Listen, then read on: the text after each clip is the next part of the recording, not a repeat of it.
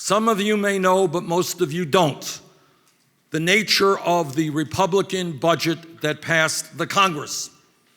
At a time when 30 million Americans still have no health insurance, the Republicans voted to end the Affordable Care Act, make massive cuts in Medicaid, throw 27 million people off of health insurance. And when you ask them, as I do, I'm the ranking member, well, what happens to 27 million more Americans who have no health insurance? How many of them die?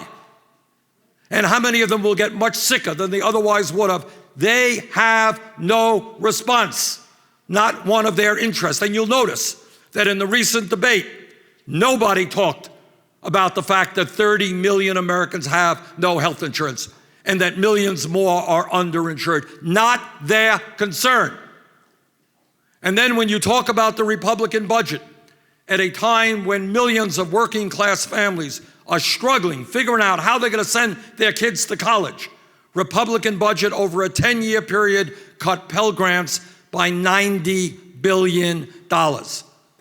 And then, when you talk about the reality that millions of families in this country, where the breadwinner is making $8, $9, $10 an hour, can't afford to feed their families adequately, Republican budget cut nutrition programs, including the program for low-income pregnant women and their babies, by many, many billions of dollars.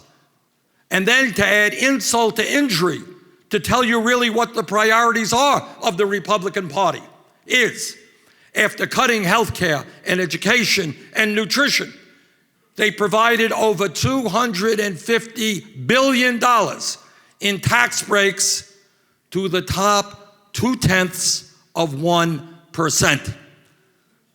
Brothers and sisters, those are not the priorities of the American people, and we will not accept them.